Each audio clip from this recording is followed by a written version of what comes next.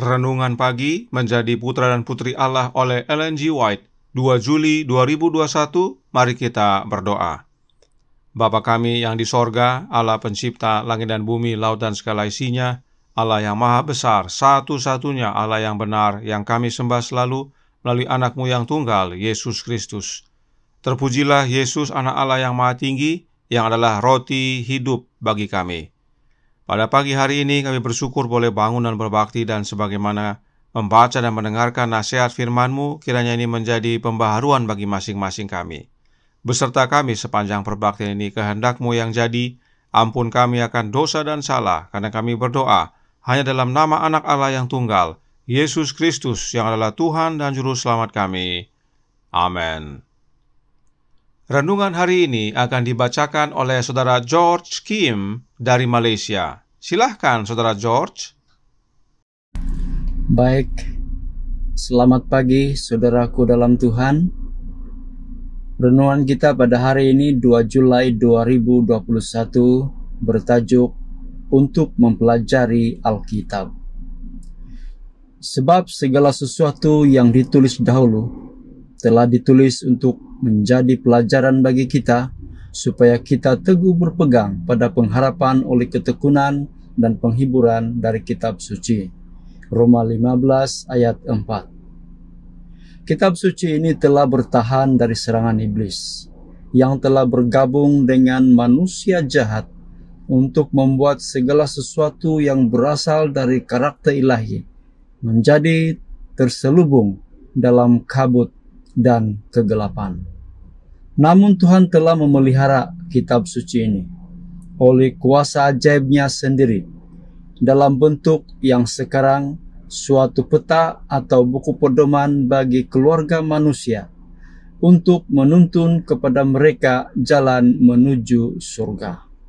Sabda ini adalah buku penuntun bagi penduduk dunia yang telah jatuh. Dengan mempelajari dan menuruti arahannya, tidak satu jiwa pun akan kehilangan arah. Tidak pernah ada masa di mana begitu penting bagi para pengikut Kristus mempelajari Alkitab sebagaimana sekarang ini. Pengaruh yang menyesatkan ada di segala sudut. Dan amat penting bagi kita mencari nasihat kepada Yesus Kristus, sahabat terbaik kita. Daud mengatakan, "Dalam hatiku, aku menyimpan janji-Mu, supaya aku jangan berdosa terhadap Engkau." Betapa banyak yang terjerat ke dalam dosa karena tidak tekun dalam doa mempelajari firman Tuhan. Mereka tidak menyadari keberdosaan dari dosa itu dan tidak mengetahui bagaimana mereka bisa dengan teguh melawannya.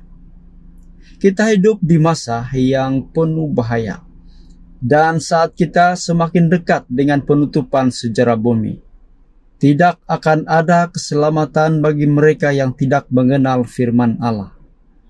Segala sesuatu yang bisa digoyahkan akan tergoyahkan. Anak-anak Allah telah mencapai bahagian paling penting dari perjalanan mereka, karena jaring dan lubang perangkap musuh ada di segala sisi. Tetapi dengan tuntunan Tuhan, oleh apa yang dinyatakan begitu jelas dalam firman-Nya, kita dapat berjalan dengan aman dan tidak tersandung. Suatu suara dari surga sedang memanggil kita dalam halaman-halaman-Nya. Penurutan kepada firman Allah adalah satu-satunya petunjuk aman melawan kejahatan yang sedang menyapu dunia menuju kehancuran. Terima kasih. Terima kasih atas penata layanan Saudara George. Tuhan Yesus memberkati. Selamat pagi, saudaraku dalam Tuhan. Nasihat renungan pagi hari ini sangat baik bagi umat-umat Tuhan. Tidak hanya banyak yang kurang membaca, namun lebih banyak lagi yang mengandalkan orang lain untuk membacakannya bagi mereka. Roh Nubuat menasihatkan dalam Fundamentals of Christian Education halaman 307 paragraf 2 yang berkata, adalah tepat dan benar untuk membaca Alkitab, tetapi tugas Anda tidak berakhir di situ, karena Anda harus mempelajari sendiri halaman-halamannya. Penting sekali bagi kita masing-masing untuk mempelajari firman Tuhan. Terlalu banyak umat Tuhan yang mengandalkan pendeta untuk membacakan dan menjelaskan firman Tuhan kepada mereka. Renungan hari ini berkata dalam Menjadi Putra dan Putri Allah halaman 197 paragraf 2 yang berbunyi, "Tidak pernah ada masa di mana begitu penting bagi para pengikut Kristus mempelajari Alkitab sebagaimana sekarang ini." Para pengikut Kristus tidak hanya para pendeta atau guru-guru teologi, namun semua umat yang percaya. Masing-masing kita harus mempelajari Alkitab, apalagi di zaman sekarang ini, di mana Yesus akan datang segera. Roh Nubuat melanjutkan dalam manuskrip nomor 12 tahun 1901 paragraf 12 yang menjelaskan, Alkitab tidak hanya diberikan untuk para pendeta dan orang-orang terpelajar. Setiap pria, wanita, dan anak harus membaca kitab suci untuk dirinya sendiri. Jangan bergantung pada pendeta untuk membacanya untukmu. Alkitab adalah firman Allah bagi Anda. Orang miskin membutuhkannya sebanyak orang kaya, yang tidak terpelajar sebanyak yang terpelajar. Dan Kristus telah membuat firman ini dengan begitu sederhana sehingga dalam membacanya tidak perlu ada yang perlu tersandung. Biarlah orang yang rendah hati membaca dan memahami firman yang diberikan oleh guru yang paling bijaksana yang pernah ada di dunia ini dan di antara raja-raja, para gubernur, negarawan, dan orang-orang yang paling berpendidikan di dunia. Tidak ada yang lebih besar dari dia.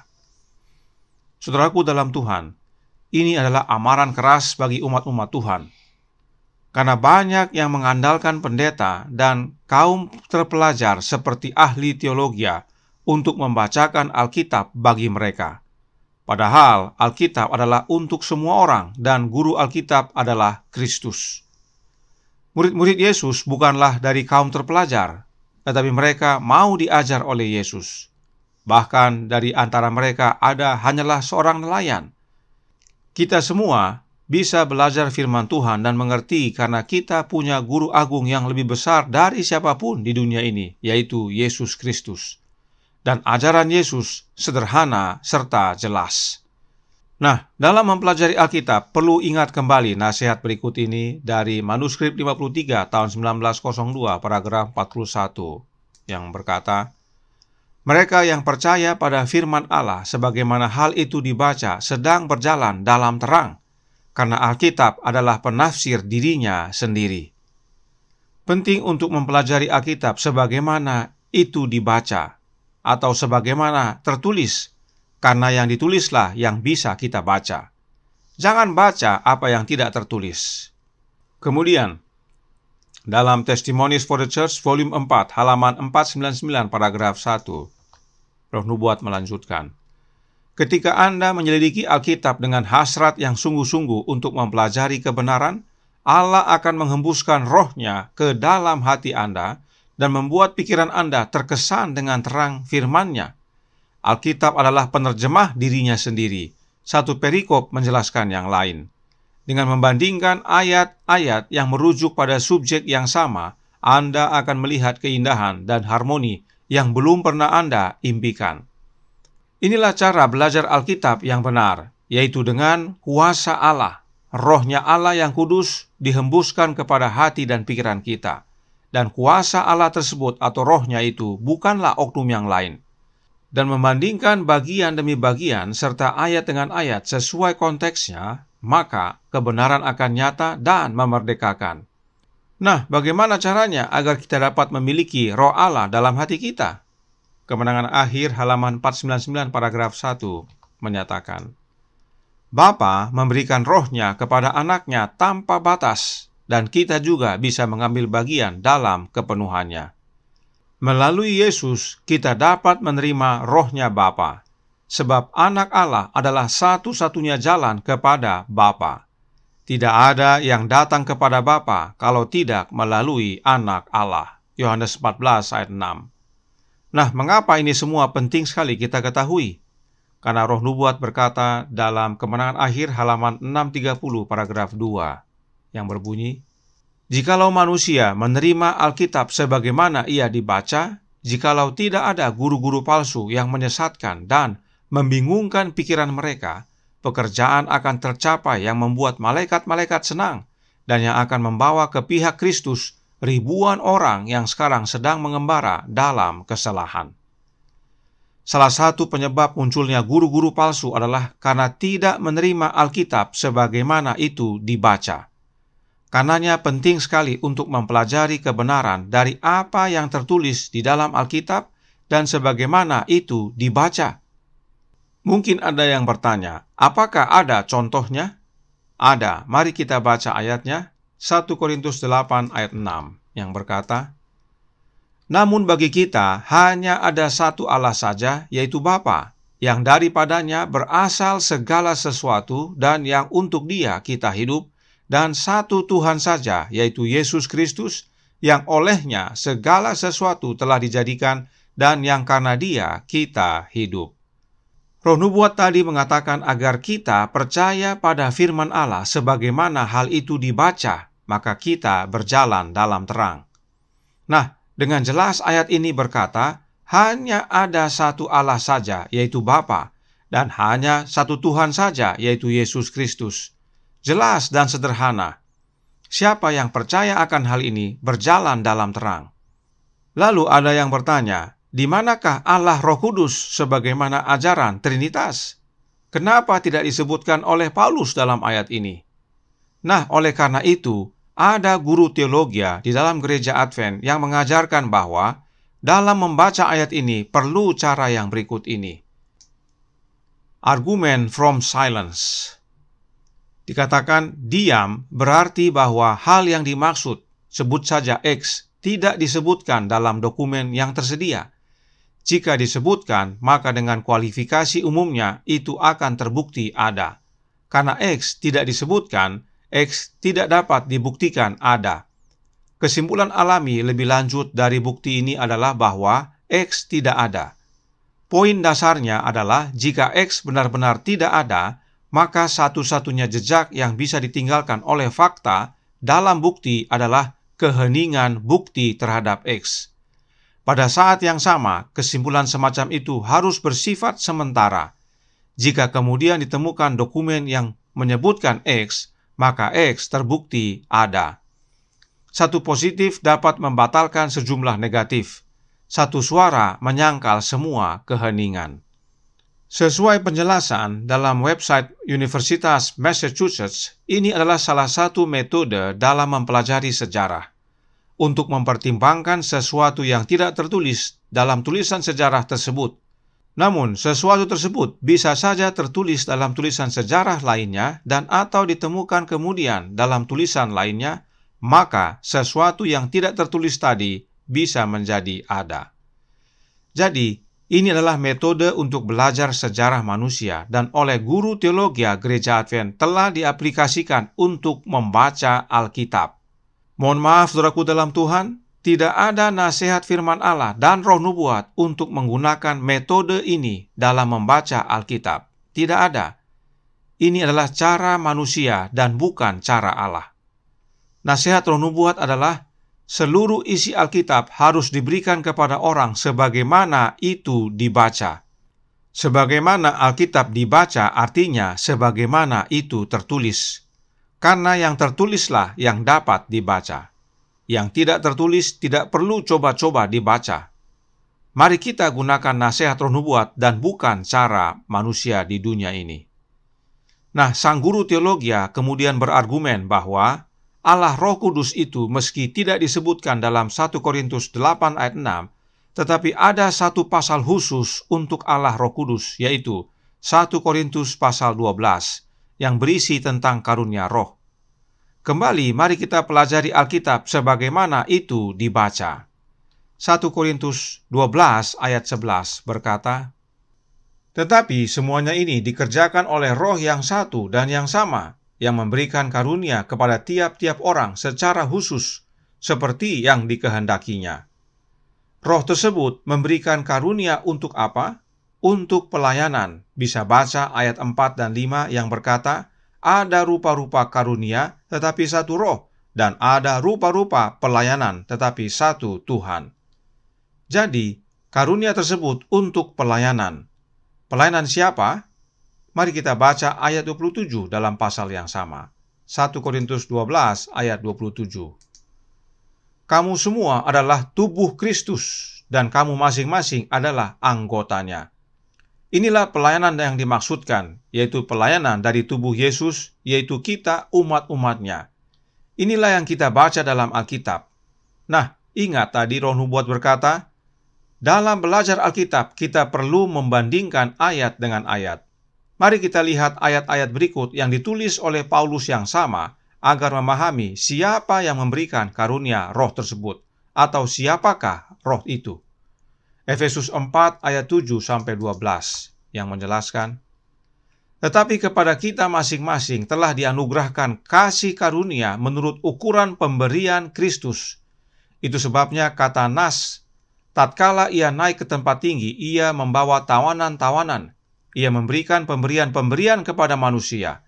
Bukankah ia telah naik? Berarti bahwa ia juga telah turun ke bagian bumi yang paling bawah? Ia yang telah turun, ia juga yang telah naik jauh lebih tinggi daripada semua langit untuk memenuhkan segala sesuatu. Dan ialah yang memberikan baik rasul-rasul maupun nabi-nabi, baik pemberita-pemberita Injil maupun gembala-gembala dan pengajar-pengajar. Perhatikan, karunia adalah pemberian Yesus Kristus dan bukan Allah Roh. Kenapa? Sebab Yesuslah yang telah naik ke tempat yang tinggi dan yang telah turun.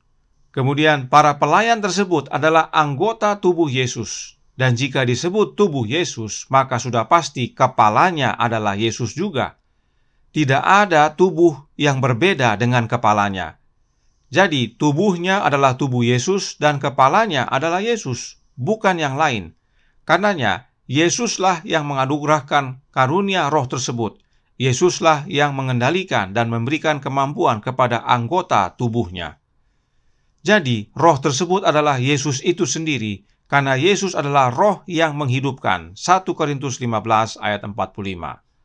Nah, apakah tujuan pemberian karunia roh tersebut? Kita baca ayat selanjutnya dalam Efesus 4 ayat 12-13 yang menjelaskan, untuk memperlengkapi orang-orang kudus bagi pekerjaan pelayanan, bagi pembangunan tubuh Kristus, sampai kita semua telah mencapai kesatuan iman dan pengetahuan yang benar tentang anak Allah, kedewasaan penuh dan tingkat pertumbuhan yang sesuai dengan kepenuhan Kristus. Jelas sekali, bila kita baca yang tertulis, karunia tersebut Yesus berikan untuk memperlengkapi anggota tubuhnya, yaitu orang-orang kudus, bagi pekerjaan pelayanan, serta bagi pembangunan tubuh Yesus itu sendiri. Karenanya yang benar adalah karunia roh itu diberikan kepada umat-umatnya yang adalah anggota tubuhnya, dan yang menjadi kepala adalah Yesus itu sendiri. Kepala tubuhlah yang mengatur tubuhnya sendiri. Nah, mereka yang mengajarkan karunia roh tersebut diberikan oleh oknum lain yang mereka sebut Allah Roh, maka itu sama dengan membuat tubuh Yesus memiliki kepala yang lain. Dan jika tubuh dan kepala berbeda, maka itu adalah cerita dongeng isapan jempol manusia. Itu sebabnya Nyonya White bersaksi dalam manuskrip 16 tahun 1888 paragraf 10 yang berbunyi, saya menerima Alkitab apa adanya sebagai firman yang diilhamkan. Nyonya White, sang Nabi Allah, menerima Alkitab apa adanya. Bagaimana dengan kita? Jika Alkitab berkata hanya ada satu Allah, yaitu Bapa, terimalah dan percaya, maka kita akan berjalan dalam terang. Karenanya, Counsels for the Church halaman 87 paragraf 3 menjelaskan, ada tertulis adalah satu-satunya senjata yang Kristus gunakan ketika si penggoda datang dengan tipu dayanya. Renungan hari ini berkata, pengaruh menyesatkan ada di mana-mana, dan itu datangnya dari setan. Dan senjata ampuh untuk melawan tipuan setan adalah ada tertulis. Inilah teladan Yesus bagi kita. Yesus tidak pernah mengajar dengan berkata, ada konsep atau ada misteri. Tidak ada. Itu semua adalah karangan manusia. Yesus selalu berkata, ada tertulis, karena yang tertulis itu adalah firman Allah dan terima sebagaimana itu dibaca. Maka itulah satu-satunya petunjuk aman melawan kejahatan. Tuhan memberkati, saya bawa dalam nama Yesus. Amin. Mari kita berdoa. Bapa kami yang di sorga, Allah pencipta langit dan bumi, laut dan segala isinya, Allah yang maha besar, maha kuasa, sumber segalanya, yang kami sembah selalu melalui anak-Mu yang tunggal, Yesus Kristus. Terima kasih atas nasihat tentang membaca dan mempelajari firman Tuhan. Itu adalah bagian kami masing-masing. Jangan kami andalkan orang lain untuk membacakannya bagi kami. Sebab guru kami, guru agung, guru paling bijaksana adalah Yesus Kristus itu sendiri yang hadir melalui kehadiran Roh-Nya dalam hati. Tolong kami ya Bapa, curahkan roh anak-Mu dalam hidup ini, kehendak-Mu yang jadi. Ampun kami akan dosa dan salah, karena kami berdoa hanya dalam nama anak Allah yang tunggal, Yesus Kristus, yang adalah Tuhan dan Juru Selamat kami. Amin.